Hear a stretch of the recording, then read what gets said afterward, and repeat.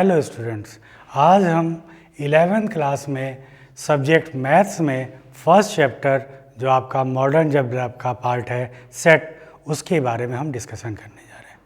Set के बारे में डिस्कशन करने में सबसे पहली चीज़ ये है कि आखिर सेट क्या है, डिफिनेशन क्या है सेट की। क्या है कि मैथ्स में बहुत सारे नंबर्स होते हैं, उनके बारे में हमें पढ़ना, उनको लर्न करना, समझना बहुत ही दिक्कत करता है। तो उनको कैसे उनके बारे में जाना जाए कि ये नंबर इस प्रॉपर्टीज़ को रखता है, इस नंबर की क्वालिटी ये है, तो उसके लिए एक कलेक्शन किया गया। उस कलेक्शन से ही जो हमारे पास एक उनका कलेक्शन प्राप्त हुआ, उसी को ही हम लोगों ने सेट कहा। तो उससे एक डेफिनेशन मिली जो एक बहुत ही कॉमन डेफिनेशन है कि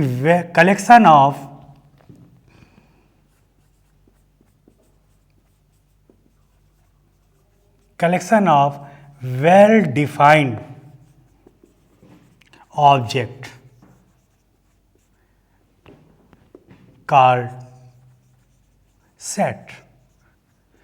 collection of well defined object हैं, उनको हम लोग सेट कहते हैं। अब कलेक्शन ऑफ वेल डिफाइंड क्या है? जैसे मान लो हमने एक कलेक्शन किया कि हमारे पास कुछ ये वर्ड हम लिख रहे हैं, ये आप लोग को अगर जानकारी है तो ये हमारे पास अल्फ़ाबेट से कुछ वर्ड हमने ले लिए जिनको हम लोग कहते हैं कि ये वोवल्स है, AEIOU। तो उनका हमने कलेक्शन कर लिया, वोवल्स का कलेक्शन कर लिया, तो उसको हमने एक ब्रैकेट के अंदर, करली ब्रैकेट के अंदर लिख दिया, तो ये हमारा कहलाता है सेट। ऐसे ही हमने बहुत सारे नंबर लिख दिए, जैसे जानते हैं आप 1 2 3 4 डॉट डॉट डॉट इनफाइनाइट। इन नंबरों को हमने एक साथ लिख दिया। ये सभी नंबर 1 से लेकर 4 1 2 3 4 5 dot dot dot infinite number तक हैं। इनको हम लोग नेचुरल नंबर कहते हैं। ऐसे ही कलेक्शन कर लिया हमने 2 4 6 dot dot dot 1 3 5 dot dot dot. Means ये दिख रहा है कि ये कलेक्शन ऑफ इवन नंबर है, ये कलेक्शन ऑफ ऑड नंबर है।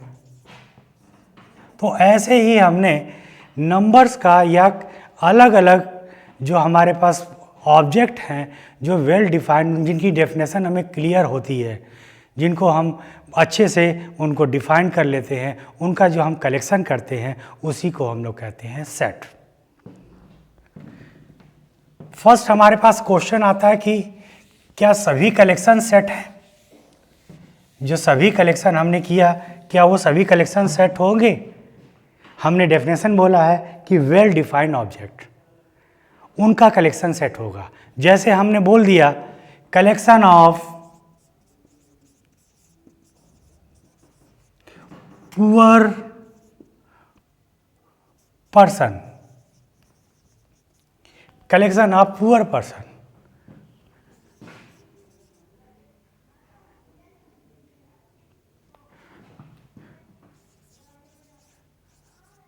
Good students, collection of good students, collection of longest man, collection of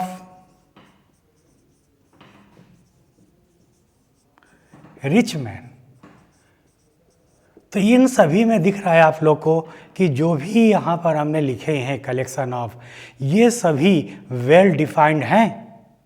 ये क्वेश्चन आता है हमारे ऊपर कि क्या ये जो हमने लिखा है ये सभी सेंटेंस क्या वेल डिफाइंड है, इनकी कोई डेफिनेशन है, इनसे हम इनका कलेक्शन कर सकते हैं? तो आंसर मिलता है नो। क्यों? उसका रीज़न है कि अगर हम collection of poor person, poor person की कोई भी डेफिनेशन नहीं होती है। कौन पुअर है और कौन रिच है, इसकी हमारे पास कोई भी डेफिनेशन नहीं है। Collection of longest man, longest man her person, अगर हम दो पर्सन को खड़ा कर दें, एक पर्सन ये है और एक पर्सन ये है, तो यहाँ कहेंगे कि ये पर्सन लॉन्गेस्ट है। बट अगर इसके सामने दूसरा पर्सन और ले आए तो वो लॉन्गेस्ट हो गया। तो लॉन्गेस्ट पर्सन की भी कोई भी डेफिनेशन नहीं होती है। इसी तरह से good students, bad students, intelligent, excellent, इनकी कोई भी डेफिनेशन नहीं है। हम कह सकते हैं कि विच कलेक्शन हैव नो डिफाइंड, जैसे कि ये भी हम कह सकते हैं कि ऐसे कलेक्शन जो कि किसी के गुण को बताते हैं, किसी की प्रॉपर्टीज़ को बताते हैं, वो कलेक्शन कभी भी हमें सेट नहीं बनेगा। उस कलेक्शन का हम कभी भी सेट नहीं बना सकते। तो ये जो जितने भी लिखे गए हैं इन सब का हम सेट नहीं बना सकते। इनके जो एलिमेंट्स होंगे या मेंबर होंगे वो कभी भी सेट नहीं होंगे। हमने देखा कि वो कलेक्शन जो कि किसी भी ऑब्जेक्ट की प्रॉपर्टीज़ बताते हैं, उसके गुणों को बताते हैं, उनका हम कलेक्शन नहीं कर सकते। तो इस कारण से वो सब सेट में नहीं आएंगे। तो दो तरह के पार्ट हो गए कि जिनका हम जो प्रॉपर्टीज़ हमारी बताते हैं, गुणों को बताते हैं, वो सेट नहीं होंगे, बाकी सभी चीज़ें हमारी सेट में आएंगी। अब सेट को कलेक्शन तो है तो, लेकिन सेट को लिखने का हमारे पास दो मेथड होता है। अभी हमने सेट को लिखा क्योंकि हमारे पास एलिमेंट्स होते हैं, जो हमारे पास ऑब्जेक्ट हैं, उनको अगर हम लिखना चाहेंगे तो लिखने के लिए हमारे पास कलेक्शन तो हमने कर लिया, लेकिन उनकी सुविधा के अनुसार लिखने के लिए दो मेथड बनाया गया। फर्स्ट मेथड जिसको हम लोग कहते हैं रोस्टर फॉर्म, रोस्टर या टेबुलर फॉर्म, रोस्टर या टेबुलर। सेकेंड होता है बिल्डर फॉर्म।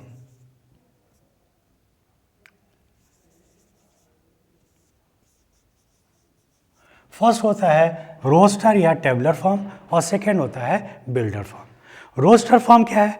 रोस्टर फॉर्म है जब हम किसी वेल डिफाइंड ऑब्जेक्ट वाले एलिमेंट्स को अगर हम दो कर्ली ब्रैकेट के बीच में सिर्फ उन सभी जो नंबर्स हैं, सभी ऑब्जेक्ट हैं, उनको अगर हम लिख देते हैं, जैसे कि हमने लिखा AEIOU, हमने लिखा B नंबर दे दिया, लिखा हमने 2 4 6 8, हमने C नंबर दे दिया और लिखा हमने 1 3 5 7, हमने और D नंबर दे दिया और लिखा -2 -1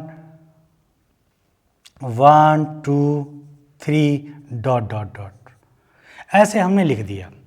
तो जब हमने किसी वेल डिफाइंड ऑब्जेक्ट को कर्ली ब्रैकेट के बीच में, ये एक कंडीशन है कि किसी भी सेट को, कलेक्शन को आप कर्ली ब्रैकेट के बीच में ही लिखेंगे।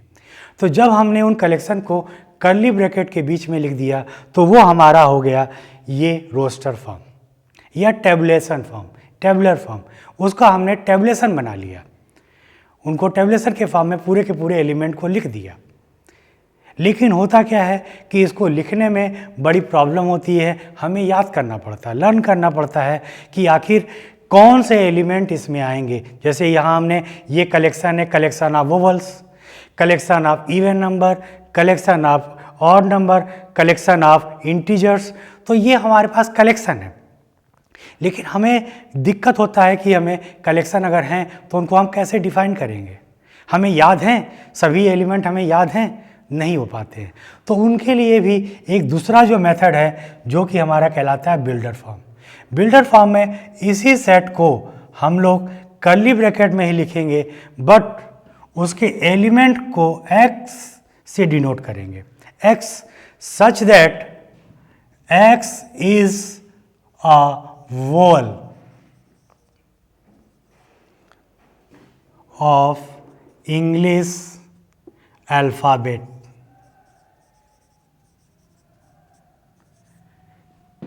x such that x is the vowel of English alphabet। तो जो ही हमारे पास ये कलेक्शन था उसको हमने उसके जो उनका जिससे हमने डिफाइन किया है उसको हमने लिख दिया, उसकी प्रॉपर्टीज़ को लिख दिया। सेकेंड ऐसे ही अगर हमने इसको लिख दिया, ये हमें दिखाई दे रहे हैं कि ये सब इवन नंबर है, तो इनको हमने क्या किया, B नंबर में लिख दिया x such that x is even number, इनको हमने लिख दिया इवन नंबर। ऐसे ये दिखाई दे रहा है ये ऑड नंबर, तो इनको हमने लिख दिया x such that x is odd number। ऐसे ही हमारे पास ये d नंबर है, ये इंटीजर्स हैं, तो इनको हमने लिख दिया d equal to x such that x is an integers। तो हमने सभी को उनकी प्रॉपर्टी, जो उनकी प्रॉपर्टीज़ है उसके अनुसार हमने लिख दिया। तो प्रॉपर्टीज़ के अनुसार लिख दिया तो हमारे पास क्या बन गया, ये हमारा बन गया builder form.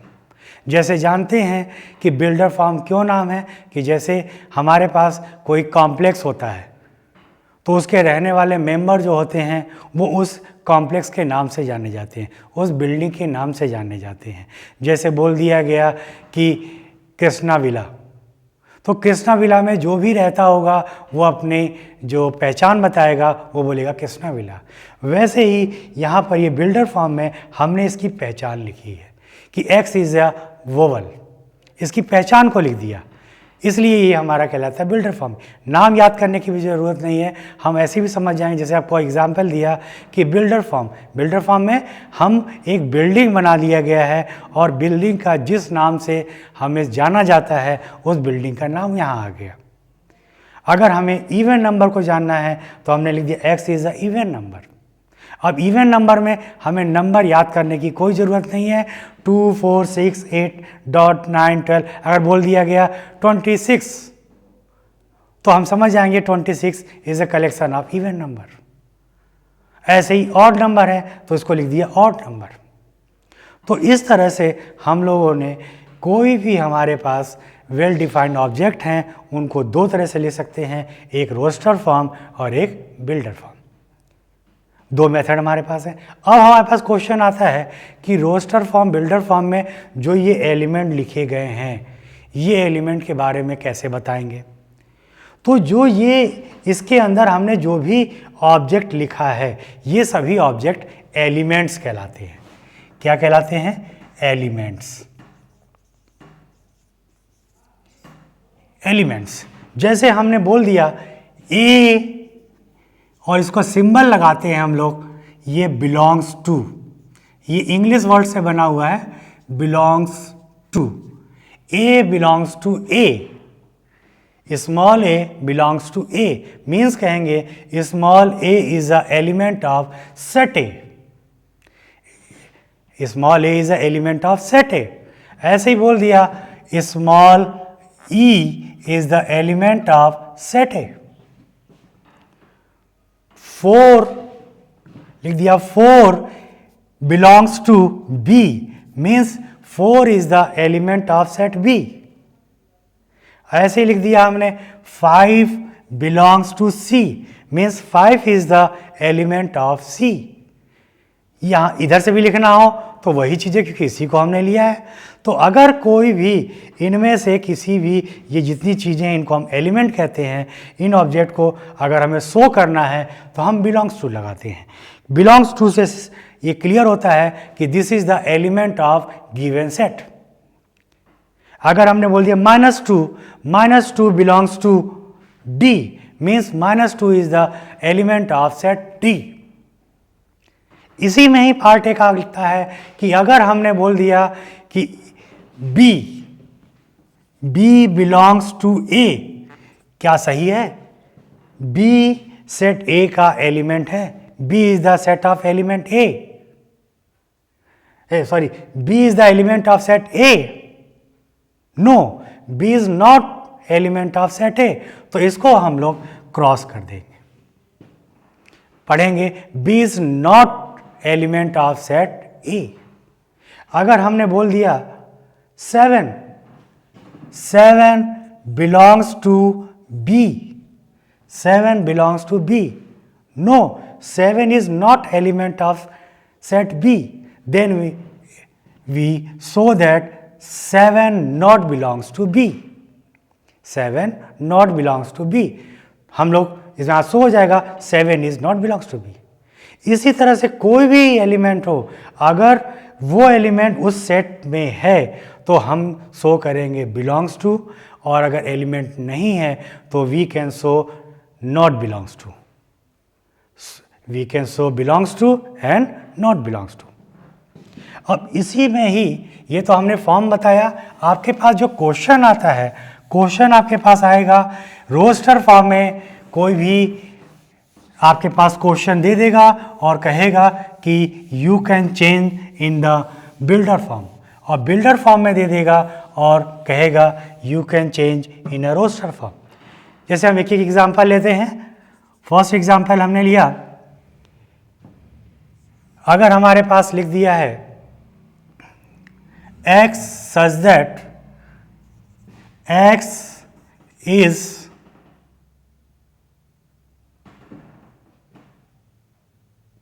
One upon n, equal to भी लगा सकते हैं, x is equal to 1 upon n and n belongs to capital N, n belongs to capital N, means n हमारे पास जो है x जो है वो 1 अपॉन n होगा और n is belongs to capital N। अब हम क्या करेंगे, इसको, ये हमारा किस फॉर्म में है, this is a in builder form, this is in a builder form. अब इसको हम रोस्टर फॉर्म में कन्वर्ट करेंगे तो हम लिखेंगे n की वैल्यू नेचुरल नंबर है तो 1 upon 1, 1 upon 2, 1 upon 3, 1 upon 4 dot dot dot.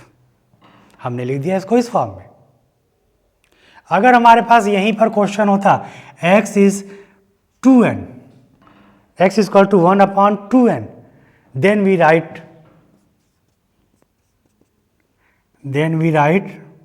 a is equal to 1 upon 2, 1 upon 2 into 2, 1 upon 2 into 3 dot dot dot, means यहाँ आंसर आ जाएगा 1 upon 2, 1 upon 4, 1 upon 6। तो रोस्टर फॉर्म में कोई भी प्रॉपर्टीज लिखी है उसको हम बिल्डर फॉर्म में, उसको हम रोस्टर फॉर्म में कन्वर्ट कर सकते हैं। इसी तरह से अगर हमारे पास ये भी दे सकता है, एक और क्वेश्चन ले लेते हैं। अगर दे दिया x इज इक्वल टू